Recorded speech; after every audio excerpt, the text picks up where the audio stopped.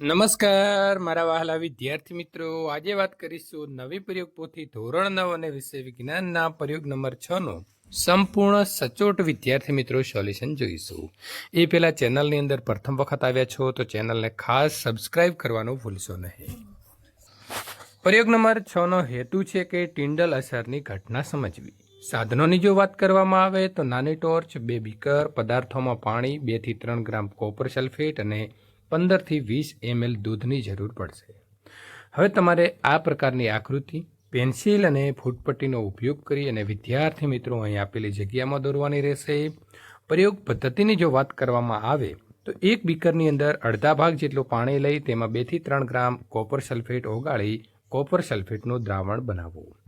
બીજા બીકરની અંદર અડધા ભાગ જેટલું પાણી લઈ તેમાં 15 થી 20 ml દૂધ ઉમેરો અને ક્લેલ દ્રાવણ બનાવવું। હવે બંને બીકરના દ્રાવણમાંથી નાની ટોર્ચ એટલે કે બેટરી વડે પ્રકાશના કિરણો વારાફરતી પસાર કરો। અવલોકનની વાત કરીએ તો દ્રાવણનો પ્રકાર છે કોપર સલ્ફેટનું દ્રાવણ એટલે કે સાચું દ્રાવણ છે અને તે પ્રકાશનો માર્ગ દ્રશ્યમાન થતો નથી।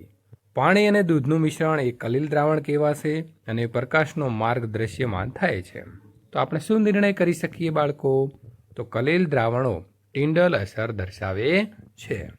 હવે આપણા જ્ઞાનની ચકાસણી કરીએ તો નીચેના દરેક પ્રશ્નની નીચે આપેલા વિકલ્પમાંથી સાચો વિકલ્પ પસંદ કરી અને જવાબ લખવાનો રહેશે।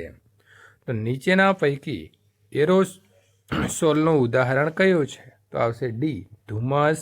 નંબર 2 પરિક્ષેપિત કલા પ્રવાહી અને પરિલેપન માધ્યમ ઘન હોય તેવા કલીલ સ્વરૂપને શું કહે છે? તો તેને જેલ કહેવામાં આવે છે, એટલે કે એ ઓપ્શન સાચો છે। પરિશેષણ માધ્યમ પ્રવાહી અને પરિક્ષેપિત કલા વાયુ હોય તેવા કલીલ સ્વરૂપને શું કહેવાય છે? તો તેને ફીણ કહેવાશે। બોળું પાણી શાનું ઉદાહરણ છે? તો વિદ્યાર્થી મિત્રો આવશે નિલંબિત દ્રાવણ।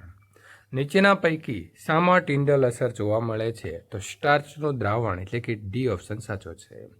ખરા ખોટાની જો વાત કરવામાં આવે તો નીચેના વિધાનોમાં પહેલું વિધાન છે કે ચીજ એ ઇમલ્શન પ્રકારનું કલીલ છે, તો ખોટું।